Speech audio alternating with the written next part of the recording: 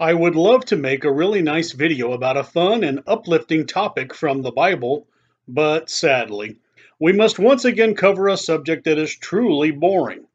Just as the old slogan used to go, all roads lead to Rome, perhaps we need a new slogan that says, most textual problems come from the jealous scholars. And why are they jealous? Because we have a perfect Bible and don't need them or their teachings. They can't lord it over people if everyone has equal access to God's perfect word. So they find something that's not perfect and start shining all of their attention on it. They don't realize it, but this turns into a form of worship. They found some lousy Greek translation of the Old Testament and say that we should follow it. The scholars try and find problems that don't exist so that they can come in and fix the problems. And then you'll think they're swell, and then you'll be more agreeable to spend your money on their 12-part seminar on how to finally understand the Bible, thanks to them. To accomplish their goals, they selected a Greek manuscript called the Septuagint. So, what is a Septuagint? Well, as you can tell already, it's a boring subject. The only ones getting excited about this are the jealous scholars. Anytime you want to charge people money when you don't have much to offer them, you need to use Greek or Latin phrases to make what you are selling seem more important than it really is. And you need to use big, fancy words to make things sound more important than they are. For example, you can specialize in the treatment of Canis lupus familiaris, or you can simply feed the dog. The Septuagint is a fancy Latin word which means the 70. It's also referred to by the Roman numeral acronym LXX because scholars are lazy and they depend on abbreviations whenever possible. For many years, we've had the correct Hebrew Old Testament, but the scholars living in Alexandria, Egypt, wanted to have the Old Testament in the Greek language instead. At least that's what a guy named Origen wanted. Origen lived in Alexandria, Egypt, and he never met a manuscript that he didn't think needed his personal touch. So he and his cronies created the Septuagint. But like most scholars, he needed people to take his translation seriously. After all, the real Bible was still being read and distributed all over, and people would have gone right on by ignoring his little sidestep translation in Egypt. So the scholars hatched a plan to add credibility to the Septuagint. What Origen needed was a celebrity endorsement, someone recognizable and respected.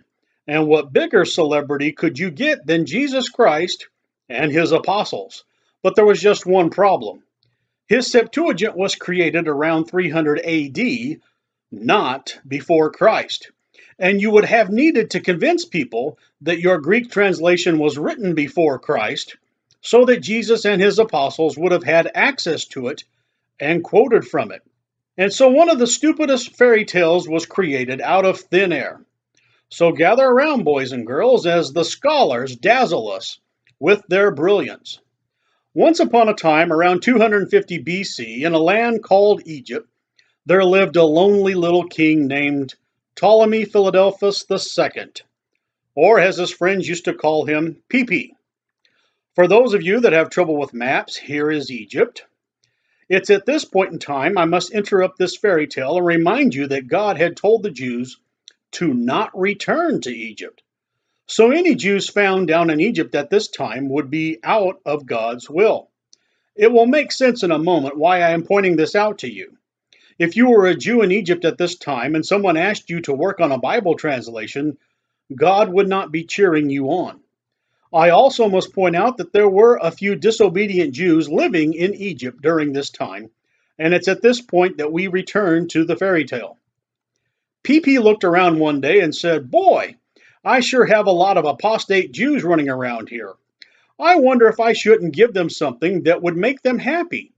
After all, we Egyptian kings have always wanted to make Hebrews happy." "I've got it," said PP. "We will give the Jews a Greek translation in the Greek language of Gentiles. They'll love it. What Jew wouldn't want a copy of their scriptures in the language of a Gentile nation? This will make all of these apostate Jews living down here in Egypt think I'm a pretty swell guy.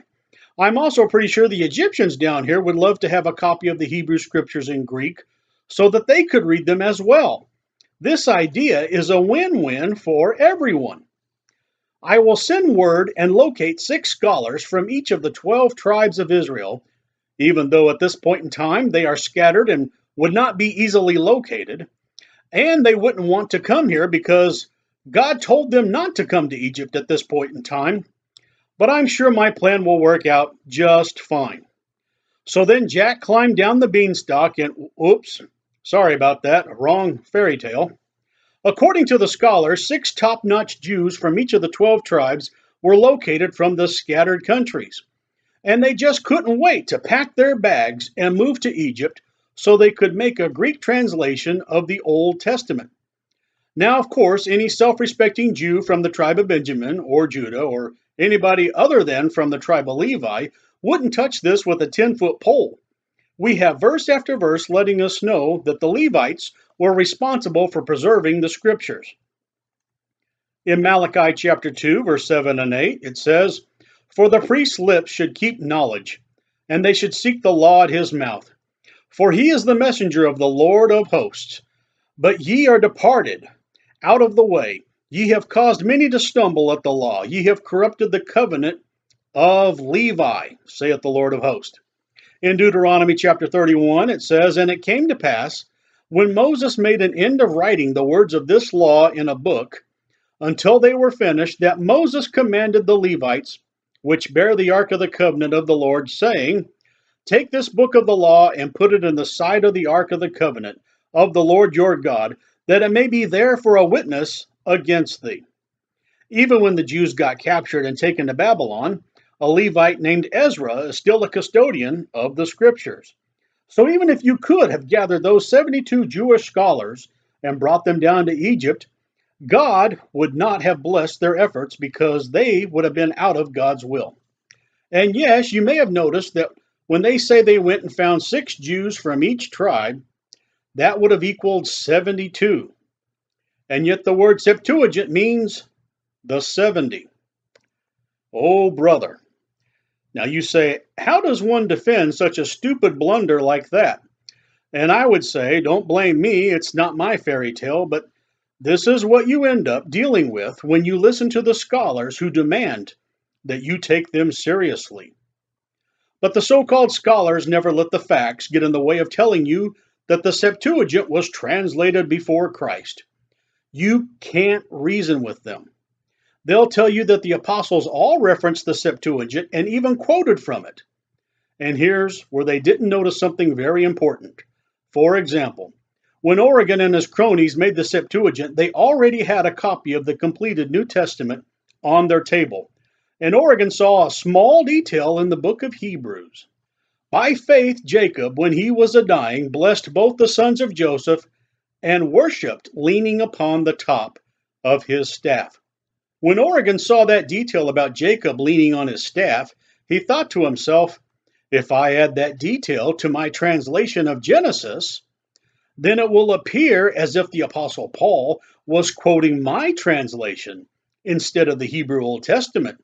This will make my translation seem old and respected. So with that, the scholars can pretend to finally get their celebrity endorsement. They can then claim that the apostles preferred the Septuagint over the Hebrew scriptures, and who's going to argue with an apostle? So Origen added the part where Jacob was leaning on his staff to his Septuagint copy of Genesis chapter 47. And the NIV went along with the Septuagint and put the staff that Jacob leaned on into the NIV text of Genesis chapter 47 as well. But wait a minute. Those stupid Septuagint translators should have inserted it into chapter 48 instead of chapter 47. Well, they shouldn't have inserted it at all, but if they were going to do something that bad, like adding to the scriptures, then they should have at least added it to the spot being talked about. I could continue to bore you to tears with further examples of the mistakes in the Septuagint, but let's start tying up the loose ends. They claim that Jesus referred to the Septuagint instead of the Hebrew scriptures, but if that were so, then why did Jesus say, For verily I say unto you, till heaven and earth pass, one jot or one tittle shall in no wise pass from the law, till all be fulfilled. And most everyone knows that a jot is the smallest letter in the Hebrew alphabet. If Jesus were using a Greek translation, why would he refer to the Hebrew letters? You'd think those smart scholars would know that, but they're too busy lording it over us, the common people. And therefore, it's very hard to teach them anything. They'll ignore everything I've just said and go right back to their talking points. They'll say that the Greek language had practically taken over the world at this time, and there would have been a Greek translation of the Old Testament out of necessity. And yet, when the Apostle Paul gets arrested in the book of Acts, he motions to the people to listen to him, and then he speaks to them in Hebrew. This would be about 300 years after they claimed the Septuagint was written, because everyone needed Greek. Now, you might notice at this time that they sure are going to a lot of trouble to prop up the ridiculous Septuagint, and they demand we set aside our traditional Old Testament that has served us faithfully over the years.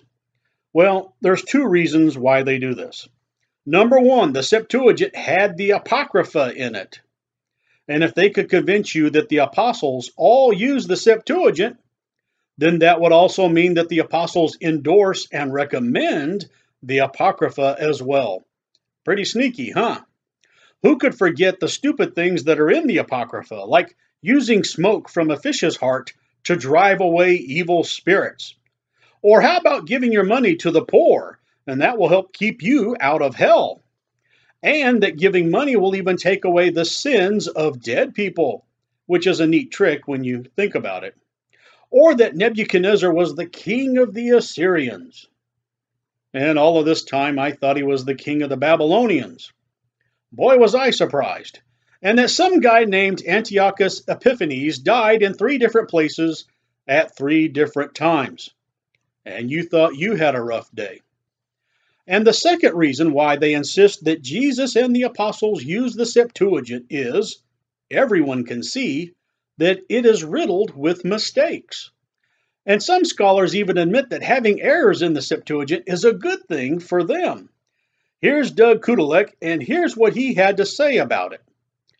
If the Septuagint existed in the days of Christ and the apostles, and if Christ and the apostles often quoted from it as authoritative, and if the Septuagint is demonstrably a less than perfect translation of the Hebrew text, as it admittedly is, then we have a clear case of Jesus and the apostles making good use of and deriving spiritual profit from an uninspired, imperfectly preserved translation.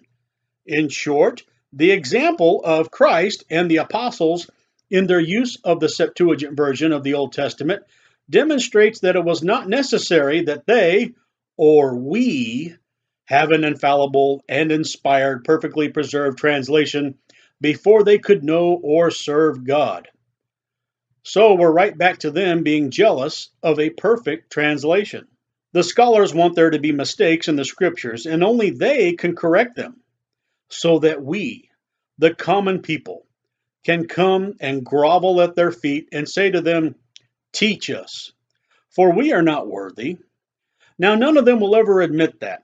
They might actually be clueless as to what the end result of their actions truly are.